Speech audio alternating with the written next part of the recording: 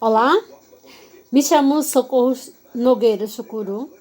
Sou formada em licenciatura em Ciências Biológicas. Tenho pós-graduação em Biologia e as Novas Tecnologias.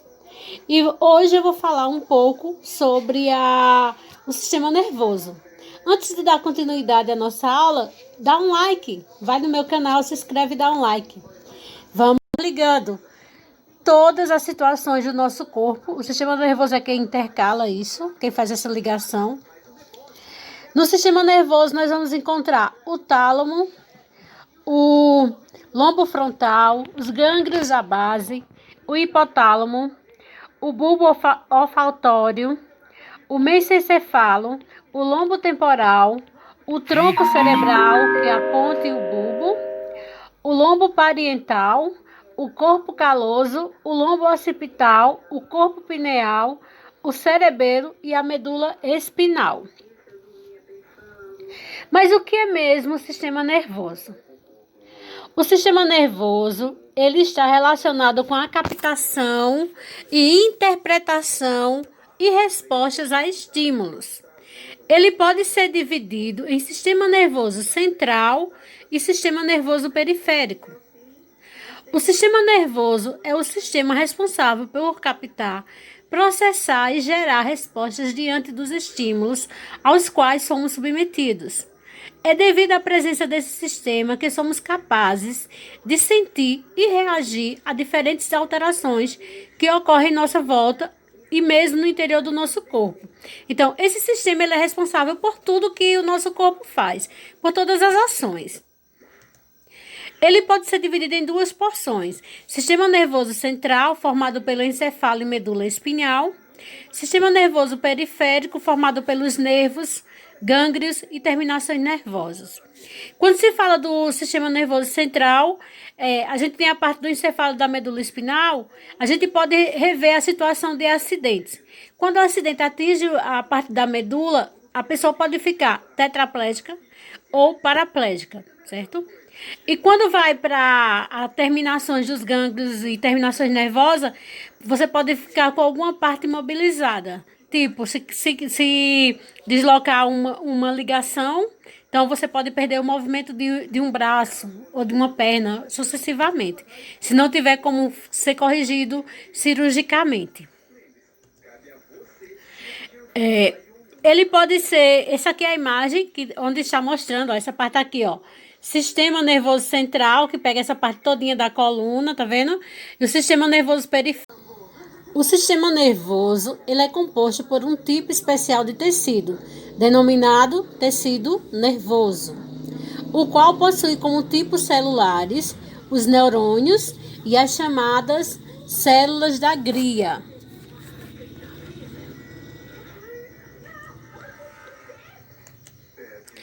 Os neurônios, eles são responsáveis pela propagação do impulso nervoso e apresentam como partes básicas o corpo celular, onde está localizado o núcleo e dois tipos de prolongamentos, os axônios e os dendritos.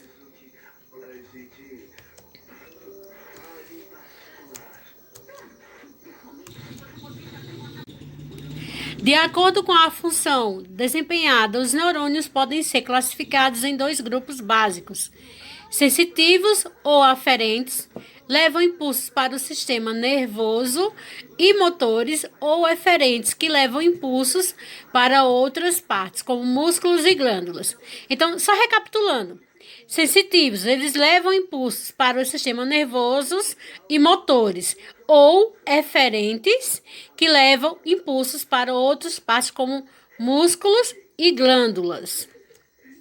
Os neurônios garantem a transmissão do impulso nervoso. Então, esse aqui é um neurônio. Vejam que ele tem todas as interligações. Os neurônios é quem vai garantir essa transmissão de impulso nervoso. O grupo de células, chamadas células da glia, está relacionado com várias funções, tais como nutrição e regulação do funcionamento dos neurônios. Células epidermárias, astrocitos, oligodendrocitos, microglia e células de Schwann são células da glia. O sistema nervoso central é constituído pelo encefalo e pela medula espinhal. Aqui, ó, encefalo e medula espinhal. Vejam bem essa imagem. O sistema nervoso central é a parte do sistema nervoso que garante a percepção, a recepção e a interpretação dos estímulos, podendo ser considerado o centro de processamento de informações do nosso corpo. Os constituintes do sistema nervoso central são a medula espinhal e o encefalo. Quando a gente vem para processamento de informações, a gente pode pensar no computador. O computador ele tem o quê? Não tem lá a memória RAM, então o sistema nervoso central é a nossa memória RAM do nosso corpo, certo? Então, ele é constituído. Então, como falamos, os constituintes do sistema nervoso central são a medula espinhal e o encefalo. No sistema nervoso central, observa-se as chamadas substâncias branca e cinzenta. A substância branca corresponde aos axônios dos neurônios, enquanto a substância cinzenta corresponde aos corpos celulares. No encefalo, de uma maneira geral, com exceção do bulbo, a substância cinzenta localiza-se mais extremamente. Na medula, por sua vez, observa-se o contrário, com a substância branca localizada mais internamente. O sistema nervoso central é protegido por ossos e membranas.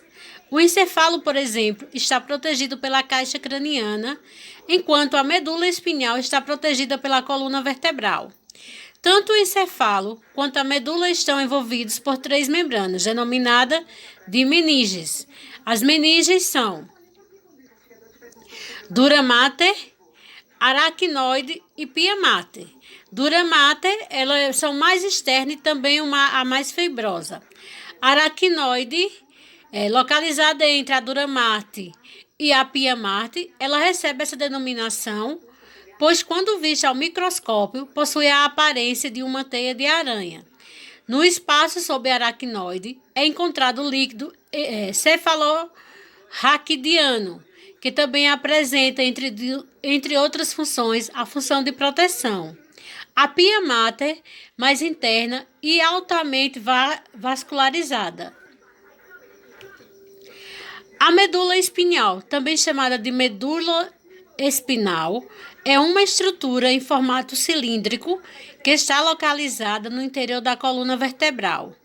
Nessa estrutura, observa-se a substância branca localizada mais externamente e a substância cinzenta central, formando a letra H. A medula espinhal está relacionada com o ato reflexo, que se caracteriza por ser uma resposta rápida e involuntária, diante de algum estímulo, como tirar a mão ou encostar em uma chapa quente. Nesse reflexo, o encefalo não está envolvido, o que significa que a medula espinhal pode atuar de maneira independente. O ato reflexo é constituído basicamente por 2 tipos de neurônios, um aferente e um eferente. Quando se fala em medula espinal, a gente pensa o quê? Quando você leva uma topada, que você tira logo o pé, ou então quando alguém vai bater no seu pé, que você tira. O encefalo está localizado dentro da caixa craniana e apresenta várias partes. A seguir descreveremos as principais estruturas encefálicas e algumas atividades desempenhadas por elas. Então, nas principais nós temos tronco encefálico, cerebelo, cérebro e diencefalo. O tronco encefálico é formado pelo mesencefalo, ponte e bulbo. O mesencefalo está relacionado com a audição, reflexos visuais e movimentos de tração. A ponte, como o nome sugere, está relacionada com a ligação entre várias partes do cérebro. O bulbo está relacionado com o controle de diversas funções, como batimentos cardíacos, respiração e deglutição. O cerebelo está relacionado principalmente com a coordenação de movimentos, é o equilíbrio do nosso corpo. Cérebro é a posição mais desenvolvida do nosso encefalo e é dividido em duas porções, os hemisférios esquerdo e direito. Esses dois hemisférios estão unidos pelo chamado corpo caloso. O nosso cérebro é responsável por garantir atividades motoras, memória, inteligência, emoção e razão. O diencefalo é constituído pelo tálamo, hipotálamo e epitálamo. O tálamo é responsável por garantir que os impulsos sensitivos cheguem ao cérebro. O hipotálamo, por sua vez, está relacionado com várias funções, como regulação de água, temperatura do corpo, controle da fome, entre outras. Essa porção do encefalo também atua produzindo hormônios. O epitálamo inclui a glândula pineal, a qual é responsável por produzir melatonina. O sistema nervoso periférico é constituído por nervos gânglios e terminações nervosas. Essa imagem aqui, ela mostra bem o sistema nervoso periférico, ó. Vejam só como está a imagem, tá? Mostra bem os nervos, os gânglios e as terminações nervosas. O sistema nervoso periférico, ele garante a transmissão das informações dos órgãos sensoriais para o sistema nervoso e destes para os músculos, as glândulas e as células endócrinas.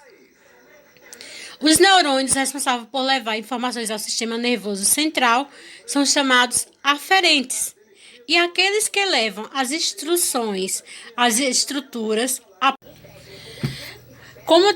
Como estávamos falando, os neurônios responsáveis por levar informações ao sistema nervoso central são chamados de aferentes.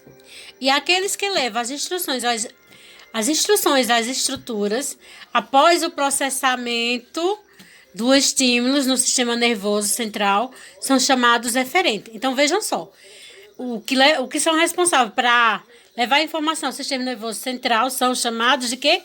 Aferentes. E quem leva as instruções às estruturas após o processamento dos estímulos são os eferentes, que levam no sistema nervoso central, certo?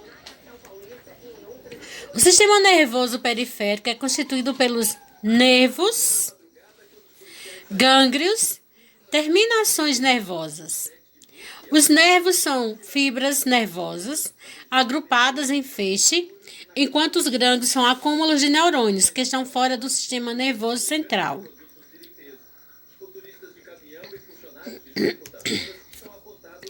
Os nervos podem projetar-se da medula ou então originar-se do encefalo. Os nervos espinais são aqueles que se projetam da medula, enquanto os nervos cranianos inervam-se do encefalo. Então, eu tenho aqui, nos nervos espinais, eles vêm de onde? Eles se projetam da medula. E os nervos cranianos, eles inervam-se do encefalo. Existem 31 pares de nervos espinhais e 12 pares de nervos cranianos. Então, nós temos o quê? 31 pares de nervos espinhais e 12 pares de nervos cranianos. O sistema nervoso autônomo é um componente do sistema nervoso periférico. É ele que atua regulando algumas funções involuntárias do nosso corpo, tais como ações desempenhadas pelo sistema respiratório, digestório, endócrino e cardiovascular.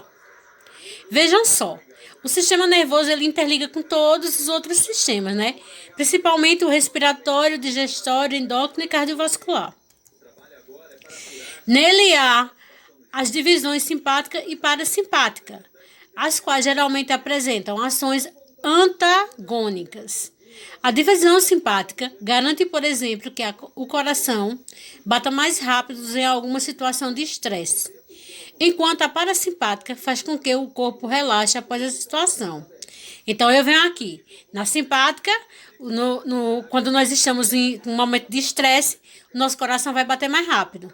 Quando a gente está bem relaxado, a parasimpática faz com que ele relaxe, com que o nosso corpo relaxe. Então, as divisões simpática e parasimpática são essenciais para a nossa vida, para o nosso cotidiano, a nossa... Então, nessa imagem aqui, você vai observar algumas das ações realizadas pela divisão parasimpática e pela divisão simpática. São ações realizadas pela divisão parasimpática e pela divisão simpática, certo? A divisão parasimpática, ela está interligada diretamente com o crânio, certo? Então, temos contração das pupilas, estímulo da saliva, contração dos brônquios, estímulo da atividade estomacal e intestinal, estímulo da vesícula biliar, inibição da produção de adrenalina, promoção do esvaziamento da bexiga e relaxa o reto. Tudo é a divisão parasimpática que faz, certo? Todos isso aí, que está interligado entre o crânio, a cervical, a caixa torácica, a lombar e o sacro. Na divisão simpática, ela está interligada com a medula espinhal, a dilatação das pupilas, a inibição da salivação, o relaxamento dos brônquios, a inibição da atividade estomacal e intestinal, o estímulo de liberação de glicose pelo fígado, o estímulo de liberação de adrenalina, a inibição do esvaziamento da bexiga e a promoção da ejaculação nos homens, tá? Um resumo de tudo isso que nós vimos até agora. O sistema nervoso garante que os estímulos estejam captando e interpretados, que sejam captados e interpretados, e que respostas a esses estímulos sejam geradas. O sistema nervoso é constituído por tecido nervoso. O sistema nervoso pode ser dividido em sistema nervoso central e sistema nervoso periférico. O sistema nervoso central é constituído pelo encefalo e medula espinhal.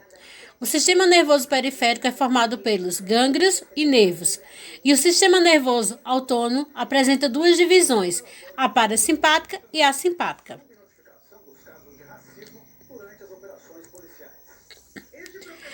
A sinapse nervosa é o impulso elétrico que passa de um neurônio para o outro. Quando um neurônio interliga com o outro, aí chama-se sinapse nervosa.